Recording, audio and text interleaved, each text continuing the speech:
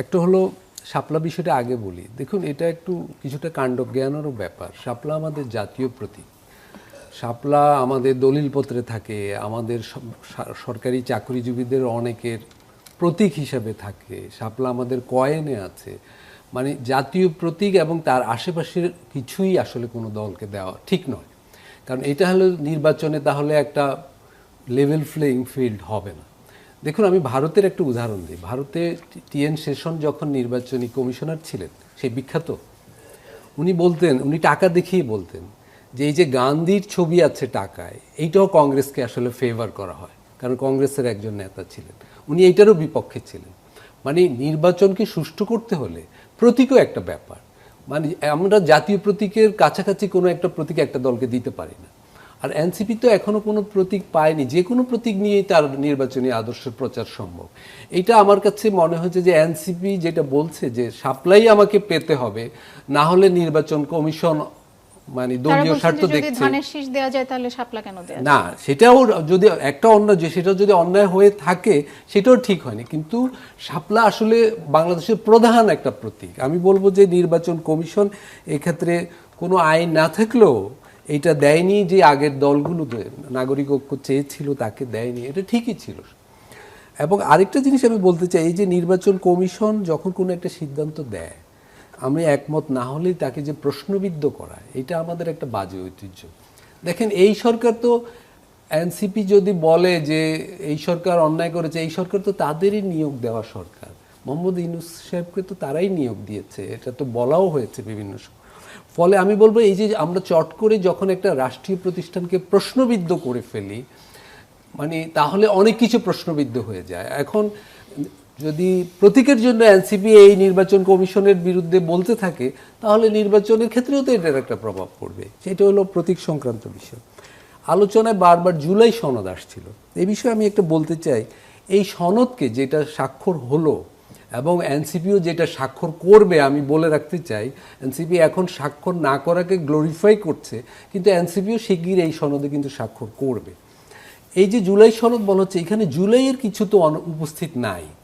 দেখুন, জুলাই কালে আমরা 1 বছর আগের ঘটনা আমরা তো ভুলে যাই না এখন। জুলাইয়ের প্রধান বিষয় কী ছিল? বৈষম্য কমান। বাংলাদেশের সমাজে বৈষম্যের শিকার কারা? কৃষক, শ্রমিক, সংখ্যালঘু, নারী, এরাই তো বৈষম্য।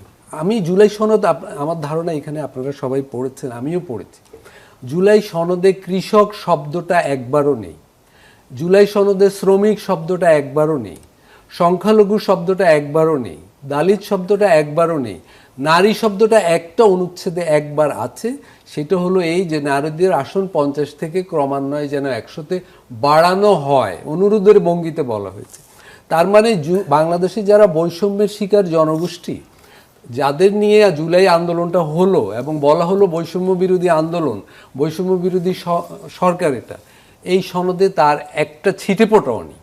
আচ্ছা, জুলাই আন্দোলনকালে দুটো বড় দাবি ছিল: প্রশাসনের সংস্কার, বাংলাদেশ রাষ্ট্রের ঔপনিবেশিক প্রশাসনের সংস্কার এবং পুলিশি ব্যবস্থার সংস্কার। দেখুন, জুলাই সনদে এই দুটো বিষয়ে কথা আছে কি, একটা পুলিশ কমিশন যেন গঠন করা হয়, একটা প্রশাসনিক সংস্কার কমিশন গঠন করা হয়। অথচ এই দুটো সংস্কার কমিশন কিন্তু এবারও গঠিত হয়েছে, তারা কয়েকশো সুপারিশ দিয়েছে, তার কোনো সুপারিশ নিয়ে এই জাতীয় ঐকমত্য কমিশনে কোনো আলোচনাই হয়নি। এখন আবার দুটো কমিশন করার জন্য জুলাই সনদে বলা হয়েছে। ওই 84টা যেই ঐকমত হয়েছে তাতে এই দুটো ছিল। তার মানে প্রশাসন নিয়ে, পুলিশ বাহিনী নিয়ে, নারীর বিষয়ে, দালিতের বিষয়ে, সংখ্যালঘুর বিষয়ে, শ্রমিকের বিষয়ে, কৃষকের বিষয়ে জুলাই সনদে কিচ্ছু নেই। তাহলে এটাকে আমরা কি বিবেচনায় জুলাই সনদ বলছি? এটা হলো একটা ব্যাপার। আরেকটা বিষয়, সমাজ তো দাঁড়িয়ে থাকে অর্থনীতির উপর, পলিটিক্যাল ইকোনমির উপর, উৎপাদন সম্পর্কের উপর। বাংলাদেশে জুলাই যখন গণঅভ্যুত্থান হয়, প্রধান এজেন্ডা ছিল কি অর্থনীতিতে? দ্রব্যমূল্য বৃদ্ধি, আমরা স্মরণ করতে পারি, বেকারি, আচ্ছা বেকারত্বের বিষয়, এবং দারিদ্র্য বিমোচন। দারিদ্র্যের ক্ষেত্রে এখন বিশ্বব্যাংক বলছে বাংলাদেশে 21 ভাগ দারিদ্র, পিপিআরসি বলেছে 28% এবং সরকার বলছে 19%। তিনটা গড় করলে 24% হয়। গত 1 বছরে, বহু বছর পর গত 1 বছরে কিন্তু বাংলাদেশে আবার দারিদ্র্য বেড়েছে। দ্রব্যমূল্য কমেনি এবং বেকারত্বও বেড়েছে, তাহলে অর্জন কি গত এক বছরের? এই প্রশ্নগুলো করা উচিত। আপনারা যেটা আলোচনা করছিলেন যে এনসিপি বলছে, এনসিপির প্রতিনিধি বলেছেন যে এনসিপি না এই জুলাই অভ্যুত্থানের নেতৃত্ব দানকারী সংস্থা। এনসিপি জুলাই অভ্যুত্থানের নেতৃত্ব দানকারী একক সংস্থা নয়। ছাত্ররা সেখানে কোনো ধরনের ব্যানার ছাড়া আন্দোলন করেছিল এবং যারা মৃত্যুর শিকার হয়েছে, শহীদ হয়েছে, দেখুন সবচেয়ে বেশি শহীদ হচ্ছে কারা? শিক্ষার্থীরা। দ্বিতীয় স্থানে ছিল শ্রমিকরা। আমরা বলেছি যে যাত্রাবাড়িতে সবচেয়ে বেশি শ্রমিক মারা যাওয়ার পর আমরা বলেছি এটা গণ অভ্যুত্থানের লেনিনগ্রাদ। তো শ্রমিকদের নিয়ে জুলাই সনদে কি আছে? আজকে যদি যাত্রাবাড়ির মানুষ প্রশ্ন করে, শহীদ পরিবারগুলো, যে আমাদের মানুষগুলো যে মারা গেল এই জনগোষ্ঠীর জন্য, শ্রমিক জনগোষ্ঠীর জন্য আপনারা কি করেছেন?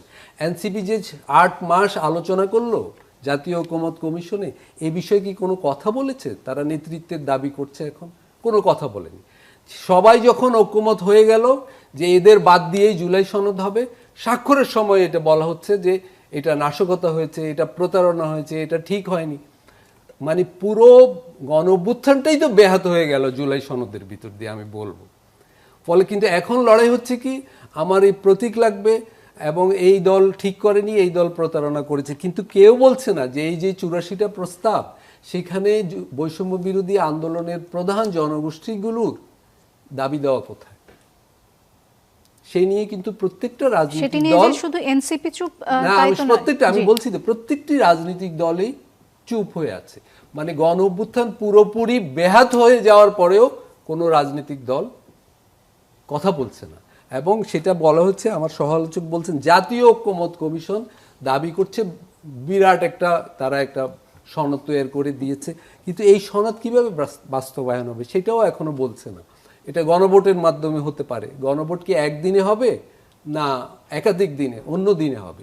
এবং গণভোট কি নিয়ে হবে? এবং সবচেয়ে বড় কথা, জুলাই সনদে যে 84টা বিষয়ের কথা বলা হয়েছে, সেখানে অনেকগুলো বিষয় তো অনেকগুলো রাজনৈতিক দল ভিন্ন মত দিয়ে রেখেছে। তা এখন মানুষ কি ওই ভিন্ন মতের উপর ভোট দিবে, না যেগুলো ঐক্যমত হয়েছে সেগুলোর উপর ভোট দিবে? এবং ভোটের বাইরেও মূল কথা হলো, একটা বিপজ্জনক বিষয় ঘটে গেছে যে এই যে জুলাই সনদে বৈষম্য বিরোধী মূল জনগোষ্ঠীগুলোর দাবি অগ্রাহ্য করা হলো, এখন জুলাই সনদ পাশ হওয়ার পরে বহু বছরের জন্য এইসব দাবি আর জনসমাজে উঠবে না। বলা হবে যে সনদ তো হয়ে গেছে, এইসব দাবির তো একটা ফয়সালা হয়ে গেছে। অথচ 11টা যে কমিশন হলো, এই কমিশনগুলো তো জনগণের টাকাতেই হয়েছে। এই কমিশনগুলোর সদস্যরা তো কয়েক মাস শ্রম দিয়ে এই কমিশনগুলো গঠন করেছে। তো প্রধান প্রধান গুরুত্বপূর্ণ কমিশনগুলোর কোনো সুপারিশই তো বাস্তবায়ন হলো না। আপনি স্থানীয় সরকার কমিশন বলুন, শ্রম বিষয়ক কমিশন বলুন, নারী কমিশন বলুন, কোনো দাবি দেওয়া জুলাই সনদে আসেনি। তাহলে এই জুলাই সনদের মানে কি? এটা কি দিবে জাতিকে? এর দায় আপনি কাকে দিবেন? এই দায় আমি দিব, ঐকমত্য কমিশনকে দিবেন, আমি সরকারকে দেব, প্রধানত রাজনৈতিক দলগুলো দিব এবং জাতীয় ঐকমত্য কমিশন, তাদেরকে এইগুলোর দায়িত্ব নিতে হবে। এবং এনসিপি যদি নেতৃত্ব দানকারী সংস্থা হয়, তাকে বড় দায়িত্ব নিতে হবে যে কেন তারা এগুলো নিয়ে জুলাই জাতীয় ঐকমত্য কমিশনে করলো না। তারা এখন জুলাই সনদ বাস্তবায়নের আইনগত দিক নিয়ে দাবি তুলছে, কিন্তু জুলাই সনদের কন্টেন্ট নিয়ে কিন্তু কোনো দাবি তুলছে না। জুলাই সনদের বিষয়বস্তুটা খুব ইম্পর্টেন্ট, যে এটা কি বাস্তবায়ন হবে, কিসের আইনগত ভিত্তি দেওয়া হবে।